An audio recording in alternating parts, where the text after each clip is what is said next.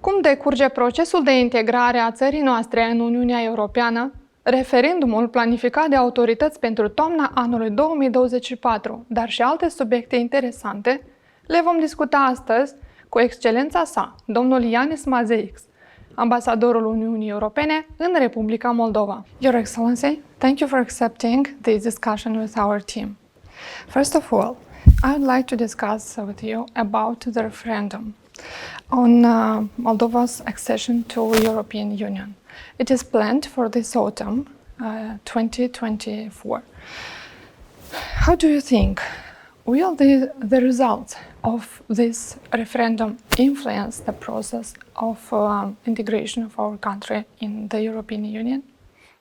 Well, first we still need some details about the referendum, like we have not seen the question yet and the law has not been even tabled yet, but it seems to be quite clear that there will be a referendum. So at this stage I can hope that there will be clarity out of this referendum, because I think this would be the best outcome, that there is a clear confirmation of the Moldovan people that yes, this is the direction they want to see, so that yes, the Republic of Moldova does become one day a full-fledged member of the European Union. And if there is this confirmation, then it will be also a very strong mandate for the government and the future government, I think, to continue this work, because what is important from my perspective is to ensure the sustainability of this process, because for 2 years the government has been really working hard to work on the European integration and has achieved remarkable results on this process, getting a candidate country status, dealing with most of the issues that the European Union had highlighted as the priority areas. So it would be important to have an equally strong mandate for the future, and I hope that the referendum will bring that mandate. Speaking about the referendum, our president, Mrs. Maia Sandu, mentioned that there could not be open polling stations in the Transnistrian region, because it is a territory which is not controlled by our constitutional authorities. But people from the left bank of the Dniester River may come on the right left of the river and vote in the polling stations opened here on the territory of the right bank. And how do you think, will this be an impediment in processing the data about the referendum or not? Oh, well, also on the left bank of the Dniester River there are quite a large number of citizens of the Republic of Moldova. I have seen the figure that 90% of the people living there have Moldovan passports, so I find it natural that they would also have the possibility to express their vote. And unfortunately it is the reality that this is not possible on the left bank, because that territory is not controlled by the constitutional authorities. So I think it's natural that they would have the possibilities to express their views also on the right bank. What measures are necessary to be taken to ensure the security of the territory of our republic? And I address you this question in the context when last week the authorities from Romania said that they found the remains of Russian drones on their territory. Mm-hmm. Well, security has many aspects, and unfortunately situations when remains of drones are found not only in Romania but also in Republic of Moldova is a sign that there is more need to work on the security of the country, and that sadly the principle of neutrality is not observed by the Russian Federation. And I think we have seen many examples of that, also including the fact that there is the presence of Russian troops still on the soil of Moldova. From our perspective, security is not just about the military. Of course, we are now also supporting the development of the resources of the armed forces of Republic of Moldova that had not received any investment for many years. But much more importantly, I think it's also about building the resilience of the country.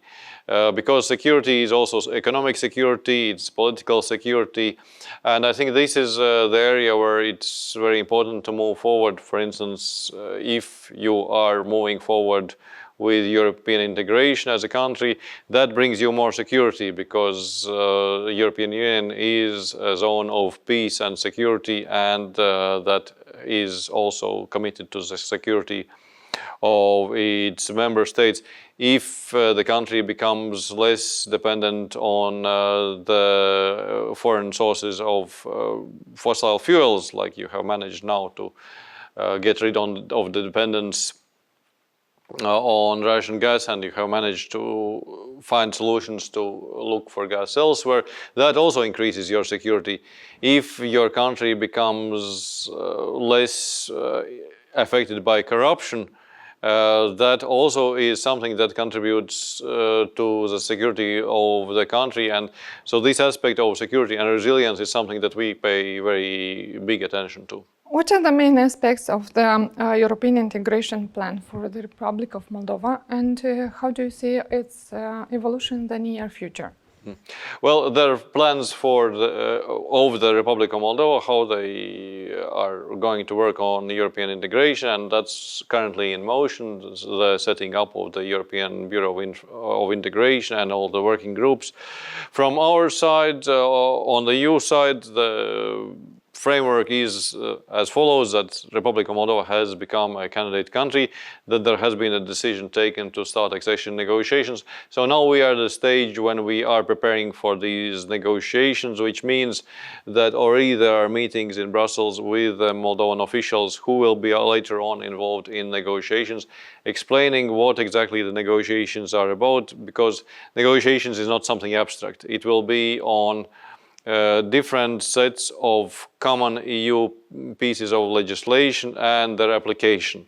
So in each of the chapters, the Moldovan experts and the EU experts will be looking on the Moldovan legislation and practices, and to see how far they are from the European standard and what needs to be done to bring it up to the standard.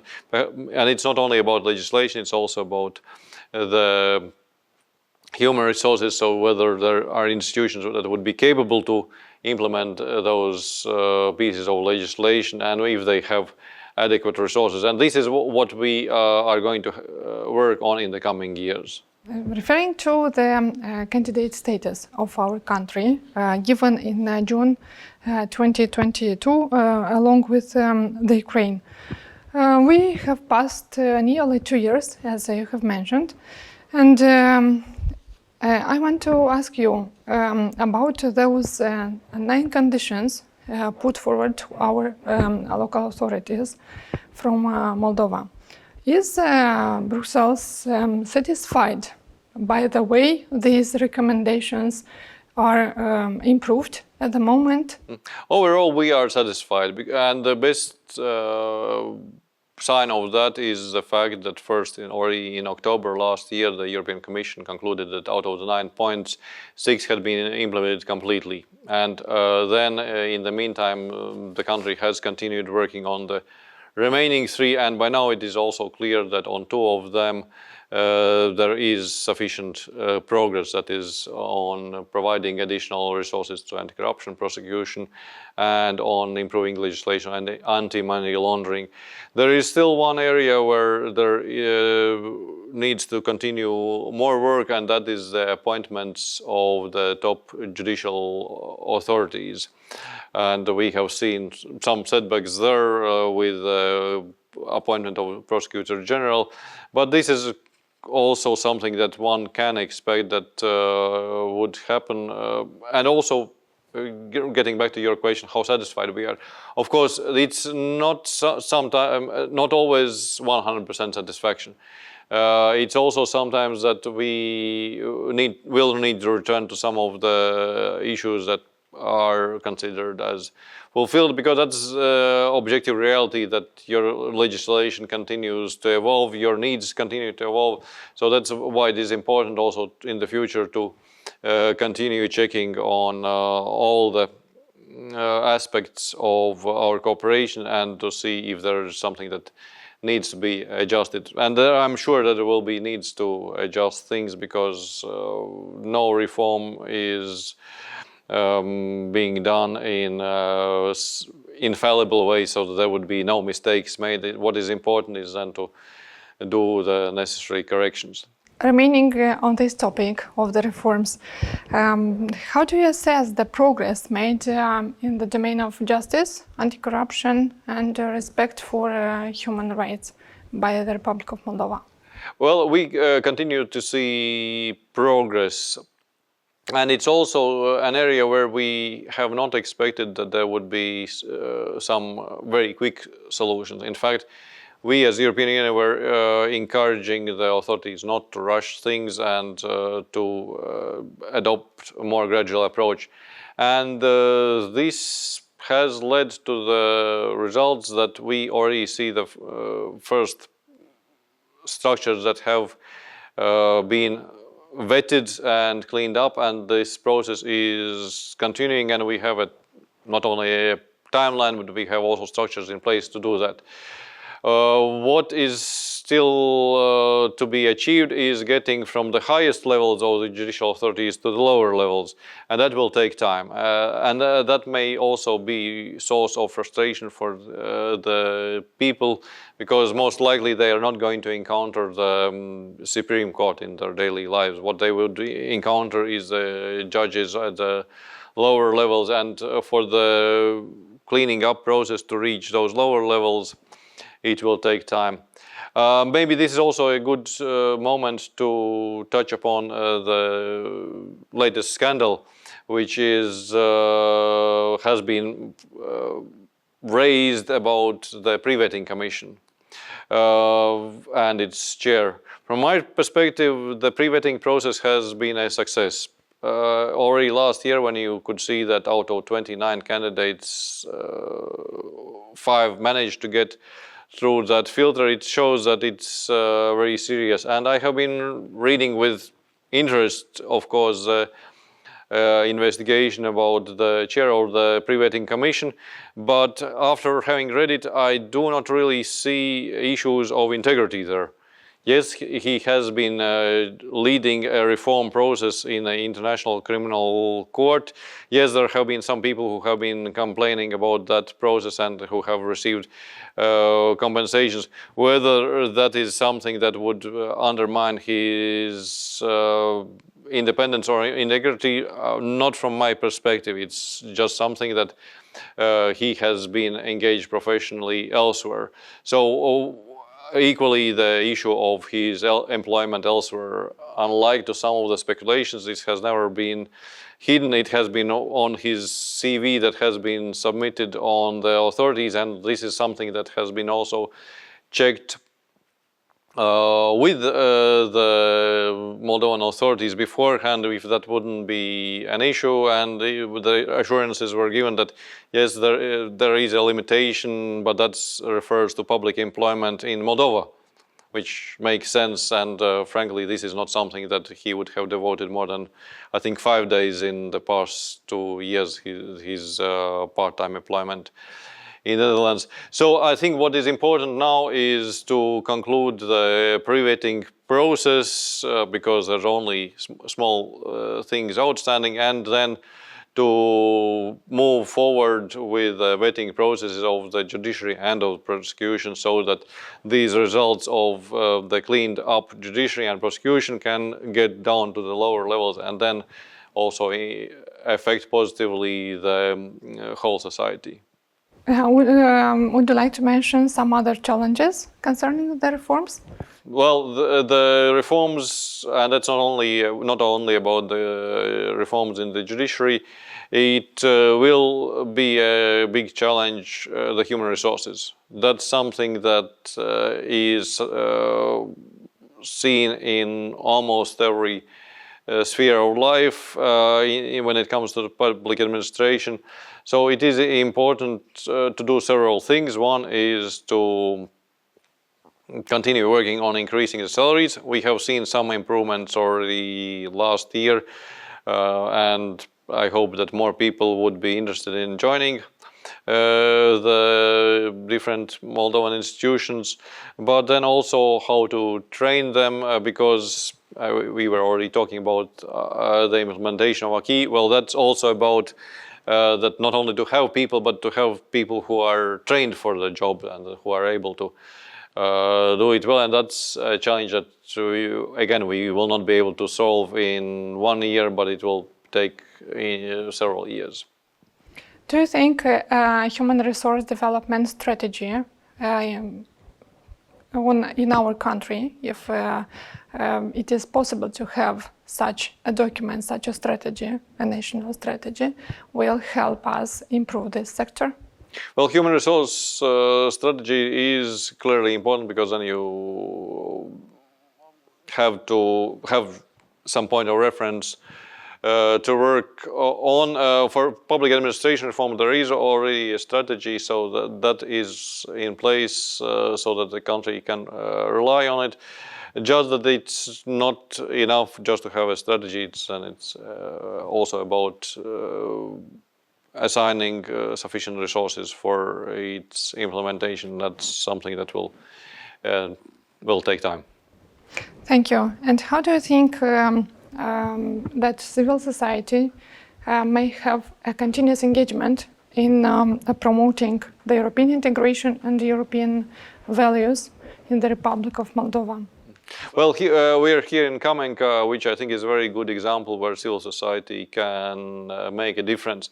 And it also takes the openness of the local authorities. The reason why this project that embodies participatory budgeting has been able to happen here in Kamenka is because the local authorities, the mayor has been open to that, and then we can see good results, meaning that even with limited resources, these can be also assigned to the areas that the people of the locality pay particular attention, or the activities of the local action groups, which I think is one of the big success stories in the Republic of Moldova, where you have more than 1 million people involved in local action groups, and having the financial support from both the European Union and from the government.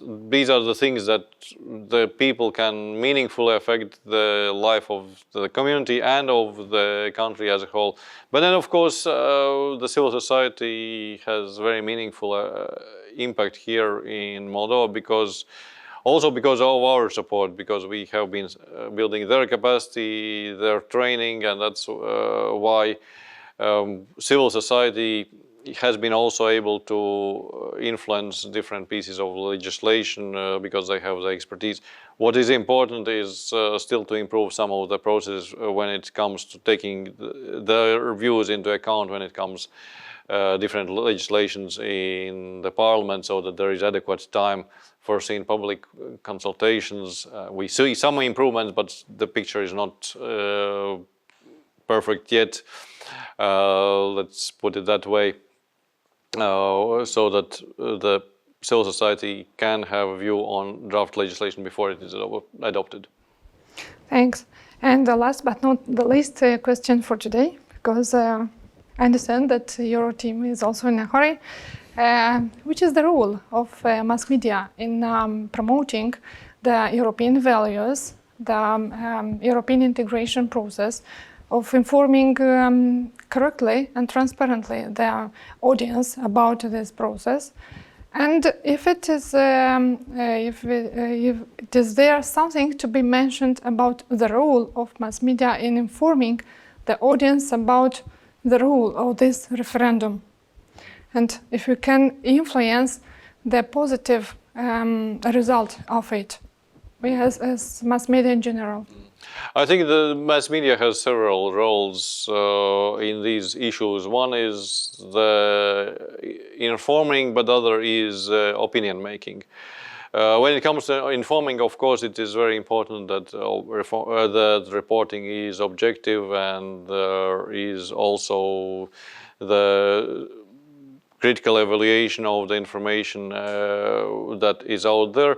But I believe that mass media can also have their own editorial policies and their own opinions, and then it's really comes to the views of the mass media, of the individual journalists, what they think as from their perspective is best for the country. And perhaps there are situations like a referendum that they shouldn't shy away from this also leadership role, also clearly saying which direction they think the country should be going and why, which is, I think the question why is even more important, because for me, it shouldn't be just an emotional issue. Well, I like EU, I don't like the EU. There should be also a reason I like the EU because there is X, Y, and Z, or I don't like the EU because there's X, Y, and Z. And I think this would also help the population to make up their mind when it comes to the voting booth. And also encourage to the citizens to actively use this right to vote, because it's not only important what will be the result of the vote percentage-wise, but also I think it would be very important to have large number of people who come to the referendum, so that it is clearly seen that it is the view of the population. Which narratives in the mass media will be more popular and promoting disinformation about referendum? How do you think? I think that it depends on where you will be looking at, because I do have reasons to believe that there will be quite an active disinformation campaign, not only in the mass media, but even more so in the social media. Why? Because we have seen it in the past that there are issues that the Russian Federation pays attention to, and slowing down the European integration has been something that they have tried for many, if not all, countries that have wanted to join the European Union. I have seen it in the country that I come from, in Latvia, before the EU membership. Now I see that Ms. Zakharova is literally every day saying something about Moldova. This is something that you will need to get used to, and if there is a direction that you as a country want to go, then it's important to go that way and just take it as a fact that there will be the attempts to divert you from that course. Thank you. And thank you for accepting this interview. And also thank you for the support for our country.